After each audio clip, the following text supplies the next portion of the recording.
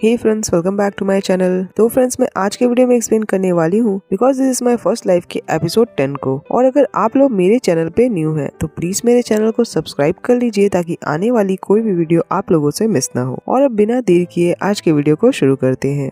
Episode की शुरुआत में हमें पास्ट का सीन दिखाया जाता है जहाँ जियो को स्कूल में दिखाया जाता है। ये तभी उसके पास होरांग आकर बैठती है और उससे दोस्ती करती है बिकॉज जियो क्लास की सबसे टॉप की स्टूडेंट होती है। फिर क्लास में सूजी आती है जो कि एक न्यू स्टूडेंट होती है। फिर सारे स्टूडेंट्स के रिपोर्ट कार्ड आते हैं जहां जियो को स्कूल में 2nd पोजीशन मिला होता है। वहीं स्कूल की टॉप स्टूडेंट सूजी होती है। छुट्टी के बाद जियो और होरांग साथ में जा रहे होते हैं। होरांग जियो को सूजी के मॉम के बारे में बुरी बुरी बातें बोलने लगती है। जियो उसे ये सब बातें करने से मना करती है और कहती है कि ये सारी बातें वो किसी को भी ना कहे। आगे नेक्स्ट डे स्कूल में जियो और होरांग साथ में जा रहे होते हैं। तभी सूजी आकर होरांग को बोलती है कि उसने सभी को उसके मॉम के बारे में क्या उल्टी सीधी बातें बोली है और उसके बाल पकड़कर खींचने लगती है और जियो उसे छुड़ाने जाती है। फिर तीनों को पनिशमेंट मिलती है पर सभी टीचर्स बस होरांग के सर पर मार कर जा रहे होते हैं क्योंकि सूजी और जियो क्लास के टॉप स्टूडेंट्स होते हैं और वो बोलते हैं कि गलती जरूर होरांग की ही होगी। स्कूल से छुट्टी के बाद उन्हें साथ में जाते दिखाया जाता है और होरांग रोने लगती है कि उसे ही टीचर्स ने क्यों मारा। नेक्स्ट डे हमें स्कूल का सीन दिखाया जाता है जहां स्कूल की पार्क में जियो और होरांग साथ में बैठे होते हैं। तभी सूजी उनके पास जाती है और बोलती है कि होरांग उनके घर आई थी तो उसने होरांग को माफ कर दिया और वो अपनी नोटबुक उसे देकर जाती है और बैकग्राउंड से जियो की आवाज आती है कि ऐसे ही वो लोग फ्रेंड्स बने थे। और फिर होरांग के अच्छे मार्क्स आते हैं और वो अपने मार्क्स को जियो और सूजी को दिखाती है। फिर उन्हें साथ में मस्तियाँ करते और अच्छा टाइम स्पेंड करते दिखाया जाता है। फिर उन्हें साथ बैठे दिखाया जाता है जहाँ वो बातें कर रहे होते हैं। सूजी बोलती है कि उसे ओनर बनना है। होरांग बोलती है कि उसे एक सक्सेसफुल इंसान से शादी करनी है और हाउसवाइफ बनना है। जियो बोलती है कि ये बात सच है कि उसे राइटर बनना है क्योंकि उसे लिखना पसंद है पर उसका सपना है कि कोई उसे प्यार करे। वो किसी इंसान से किस्मत से मिलना चाहती है। वहीं प्रेजेंट में जियो अपने फ्रेंड्स को मैसेज में बताती है कि वो किसी को लाइक करती है जो कि उसका हस्बैंड है। उसके फ्रेंड्स बोलते हैं कि जियो जरूर पागल हो गई है पर जियो सही की फोटो को देख रही होती है और कहती है कि उसे नहीं पता ये शादी का क्या मतलब होता है, शायद किसी को लाइक करना। मॉर्निंग में उसे हमें वॉशरूम में ब्रश करते दिखाया जाता है और वो सही की बोली बातों को याद करने लगती है। फिर वो वॉशरूम से बाहर निकलती है और सही अपने कैट की साफ सफाई कर रहा होता है।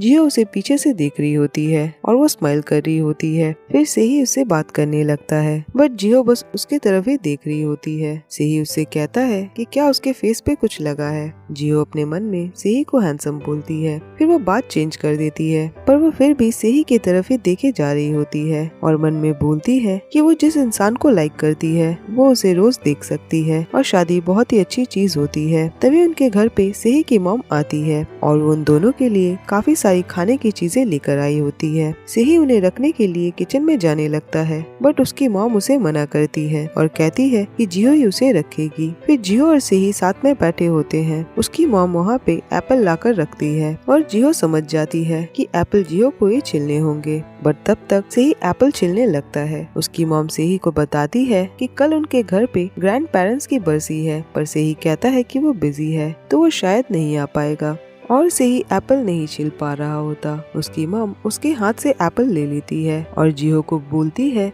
कि जिनको आदत होती है वही ये सारी चीजें कर सकते हैं। तो जियो उनसे एप्पल लेकर छीलने लगती है बट तभी जियो के पास उसके फ्रेंड्स का मैसेज आता है और सही उसे उसके फ्रेंड्स के पास जाने को बोलता है। आगे हमें दिखाया जाता है कि जियो अपने फ्रेंड्स से मिलने जाती है और वहाँ होरांग उसे बताती है कि उसके बॉयफ्रेंड ने उसे रिंग दिया और शादी के लिए प्रपोज किया है और वो दोनों मिलकर चिल्लाने लगते हैं। वहीं से ही अपनी मॉम को बाहर तक छोड़ने जाता है। उसकी मॉम बोलती है कि उसके डैड उसके सारे लोन को दे देंगे तो सही अब लोन वाली बातें भूल जाए और वो अपनी लाइफ में मूव ऑन करे। पर सही उन्हें टैक्सी का पैसा देकर वहाँ से चला जाता है। वहीं होरांग उन्हें बताती है कि उसका बॉयफ्रेंड अब सही के ऑफिस में जॉब करने लगा है और वहीं जियो अपने फ्रेंड्स को अपनी मदर इन लॉ के बारे में बातें बताने लगती है और वो कहती है कि उसकी मदर इन लॉ उसके साथ बहुत अच्छी है। दूसरी तरफ सही को सैलून में दिखाया जाता है और वो याद करता है कि जिस तरह से जियो उसके तरफ देख रही थी वो सोचता है कि जरूर उसकी चोट की वजह वजह से। वहीं दूसरी तरफ जियो को रास्ते में जाते दिखाया जाता है और वो अपनी फ्रेंड्स की बातों को याद कर रही होती है। उन लोगों ने बोला होता है कि न्यूलीवेड लड़कियों के साथ हमेशा अच्छे से बिहेव किया जाता है और उसके सास ससुर बस यही चाहते हैं कि बहू चुप रहे और बेटे का ख्याल रखे और घर संभाले, और इसीलिए वो लोग अपनी बहुओं की झूठी तारीफ करते हैं।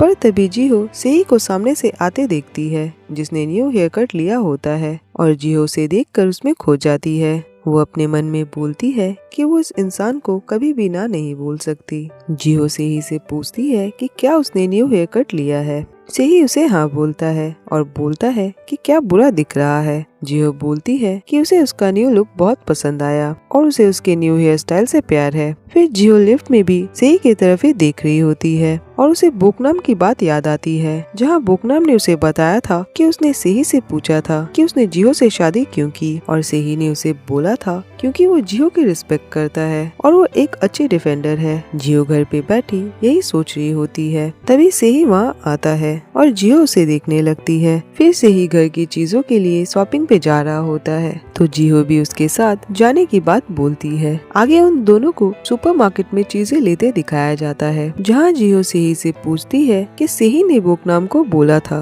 कि जिहो एक अच्छी डिफेंडर है और वो इसलिए उसकी रिस्पेक्ट करता है, तो इसका क्या मतलब है। सेही उसे कहता है कि वो घर के काम को अच्छे से संभालती है और वो अब तक की उसकी सबसे अच्छी टेनेंट है। पर वो मन में याद करता है जब जिहो ने उसके पैर पे लात मारी थी और फिर उसके डैड के सामने ये कहा था कि वो सेही से प्यार करती है। ऐसे 2 बार उसने सेही को बचाया था, पर सेही की बोली बात से जियो उदास हो जाती है। वो याद करती है कि उसे हुरांग ने बताया था कि सेही के दिमाग में बस कैट और लोन ही रहता है, जैसा कि उसके ऑफिस के सारे स्टाफ बोला करते हैं। और वो बोलती है तो फिर जियो कहाँ रहती है। जियो जरूर उसके दिल में रहती है। वहीं जियो सेही को देखते हुए सोच रही होती है कि वो जानती है कि उसे ऐसा नहीं सोचना चाहिए। वो जानती है कि सेही के दिल और दिमाग में जियो नहीं है, वो बस एक शख्स है जो कि सेही को रेंट देती है। वो उसकी बस एक टेनेंट है। फिर वो दोनों साथ में अपने एरिया में पहुंचते हैं और जियो अपने मन में सोच रही होती है कि सेही के दिमाग में आखिर क्या है। वो सेही से पूछती है कि सेही का सपना क्या है। सेही उसे बोलता है कि वो चाहता है कि उसके लाइफ में कुछ भी ना हो, उसे अपनी जिंदगी हर रोज बस ऐसे ही जीनी है, उसे अपने उसी घर पे मरना है। जिसे सुनकर जियो उदास हो जाती है। नेक्स्ट डे हुरांग अपने बॉयफ्रेंड को रेडी होने में हेल्प कर रही होती है। उसका बॉयफ्रेंड हुरांग से पूछता है कि क्या हुरांग खुश है। हुरांग बोलती है कि वो बहुत ज्यादा खुश है। फिर उसका बॉयफ्रेंड वहाँ से चला जाता है। वहीं दूसरी तरफ सैंगो ऑफिस में बैठा सोच रहा होता है और किसके बाद सूजी ने उसे डेट करने के लिए अग्री किया था, पर उसे एक डेटिंग की कंडीशन की लिस्ट दी थी कि सैंगो को ये सारी बातें माननी होंगी, तभी वो दोनों डेट कर पाएंगे। पहले तो सैंगो उसे मना कर रहा होता है, पर सूजी उसे अपनी बातों से और अपनी अदाओं से अट्रैक्ट और सीड्यूस करने लगती है, जिससे वो उसकी सारी बातें मान लेता है। और प्रेजेंट में वो सोच रहा होता है कि वो सूजी के नंबर को डिलीट कर देगा, पर उसे बार बार सूजी का चेहरा दिखने लगता है और वो खुद को थप्पड़ मारने लगता है। और सारे स्टाफ्स ये सारी चीजें बाहर खड़े देख रहे होते हैं। तभी हुरांग का बॉयफ्रेंड भी आता है और वो भी ये सारी चीजें देख लेता है। फिर सेही उसे ऑफिस दिखाता है और उसकी बैठने की सीट बताता है और उसे बताता है कि वो बोमी के अंडर काम करेगा। फिर बोमी आकर उसे काम बताने लगती है और उससे पूछती है कि क्या उसकी कोई गर्लफ्रेंड है। हुरांग का बॉयफ्रेंड उसे यस बोलता है। बोमी बोलती है पर कितने सालों से। हुरांग का बॉयफ्रेंड उसे बताता है कि 7 सालों से। फिर बोमी अपनी सीट पे जाकर बैठ जाती है और वो मुड़कर उसके तरफ देखकर स्माइल करने लगती है। वहीं सैंगो अभी भी सोच रहा होता है कि वो क्या करे। तभी वो हुरांग के बॉयफ्रेंड को बुलाकर पूछता है कि वो तो सूजी को जरूर अच्छे से जानता होगा और क्या उसे कभी भी सूजी में इंटरेस्ट नहीं आया। हुरांग का बॉयफ्रेंड बोलता है कि सूजी जैसी स्कैरी लड़की पे उसे कभी भी इंटरेस्ट नहीं आया। वो सूजी को नहीं झेल सकता, वो सूजी के बिल्कुल भी टाइप का नहीं है। सैंगो से पूछता है कि क्या सैंगो और सूजी साथ में सही रहेंगे। हुरांग का बॉयफ्रेंड बोलता है कि अगर ऐसा हुआ तो सैंगो की लाइफ बर्बाद हो जाएगी। ये बोलकर वो वहाँ से चला जाता है। उसकी ये सारी बातें सुनकर सैंगो घबरा जाता है। वहीं हुरांग अपने काम वाली जगह पे कस्टमर्स और मैनेजर से बहस कर लेती है और अपने स्टाफ्स को बोलती है कि वो जल्दी वाइफ बनने वाली है।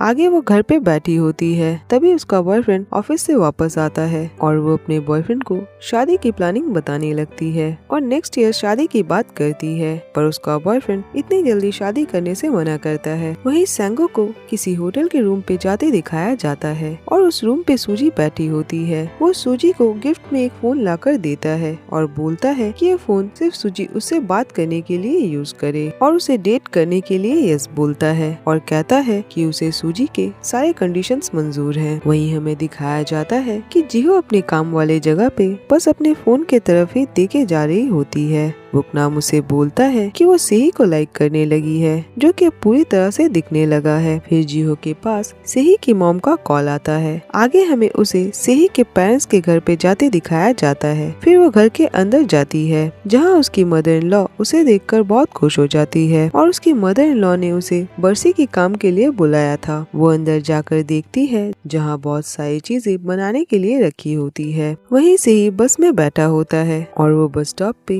जिहो को बैठा नहीं देखता। वो बस स्टॉप पे उतर जाता है और वहीं बैठ जाता है और जिहो को मैसेज करता है। तभी जिहो का उसके पास मैसेज आता है। वो बताती है कि वो उसके पेरेंट्स के घर पे आई है। दूसरी तरफ जिहो को खाना बनाते दिखाया जाता है। वो थकी होती है, पर वहाँ पे सब उससे बहुत सारा काम करवा रहे होते हैं, पर जिहो फिर भी खुश होती है। वो काम कर ही रही होती है कि तभी से ही वहाँ पे आता है। फिर वहाँ पे कुछ रस्में होती है जिसे वो सभी कर रहे होते हैं। इसके बाद हमें जिहो को वहाँ की सफाई करते दिखाया जाता है। इसके बाद जिहो देखती है कि किचन में खूब सारे बर्तन रखे होते हैं, पर तभी सेही वहाँ पे आ जाता है और कहता है कि वो ये सारे बर्तन धो देगा, पर सेही की मॉम और उसकी आंटी उसे काम करने से मना करती है और जिहो भी बोलती है कि वो सब कुछ कर लेगी और सेही वहाँ से चला जाता है। वो बाहर निकलता है, जहाँ उसके डैड कैट्स को खाना खिला रहे होते हैं। वो सेही से पूछते हैं कि क्या उसने सारे लोन्स भर दिए। सेही बोलता है कि वो काम कर रहा है तो वो धीरे धीरे अपने लोन्स भर देगा, पर उसके डैड बोलते हैं कि वो उसके सारे लोन्स भर देंगे। पर सेही अपने डैड से बहस करने लगता है। उसके डैड बोलते हैं कि क्या वो अपने बेटे और बहू को एक घर नहीं दे सकते।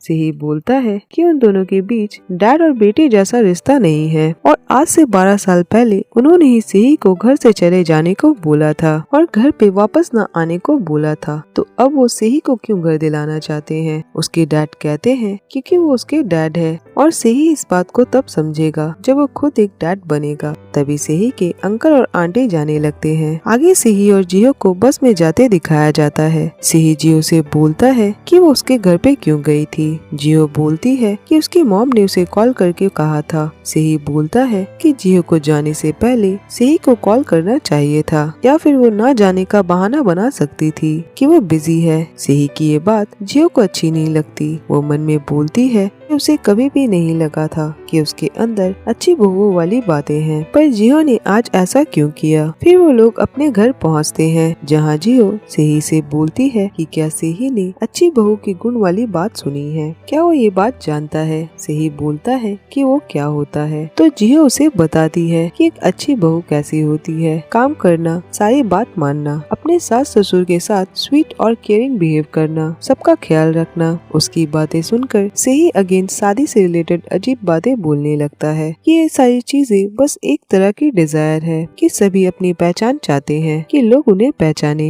ये सारी लोगों की आदत होती है। जिहो बोलती है कि सेही ऐसा कैसे सोच सकता है कि ये बस अपनी पहचान बनाने के लिए है, ये सब किसी के केयर करने के लिए भी किया जाता है और ये उस इंसान की फैमिली है जिसे जिहो लाइक करती है, तो इसीलिए जिहो उनके लिए सब कुछ करना चाहती है, उनके साथ अच्छे से रहना चाहती है। वो जिस इंसान को लाइक करती है उसे खुश और कंफर्टेबल रखना चाहती है, इसीलिए जिहो को सबकी केयर थी। और सेही ने नहीं सोचा कि ये रीजन भी हो सकता है। ये कहकर वो वॉशरूम की तरफ जाने लगती है। सेही उसे बोलता है कि ये सारी चीजें उनके कॉन्ट्रैक्ट में नहीं थी, पर आज जिहो ने जो कुछ भी किया वो उसके बदले उसे कुछ देना चाहता है और वो उसे पैसे देने लगता है। वो जिहो को एक लिफाफा देता है और देकर वहाँ से चला जाता है। जिहो मन में बोलती है कि वो जानती है कि उसे ऐसा नहीं सोचना चाहिए था। वो सेही के दिल में नहीं रहती, वो बस सेही की एक टेनेंट है। जिहो बस एक इंसान है जो कि सेही के घर का ख्याल रखती है, सारी चीजें संभालती है और वो याद करने लगती है कि सेही के पेरेंट्स के घर पे उसकी मॉम और उसकी आंटी उसकी कितनी तारीफें कर रही होती है और उस वक्त जिहो कितनी खुश थी।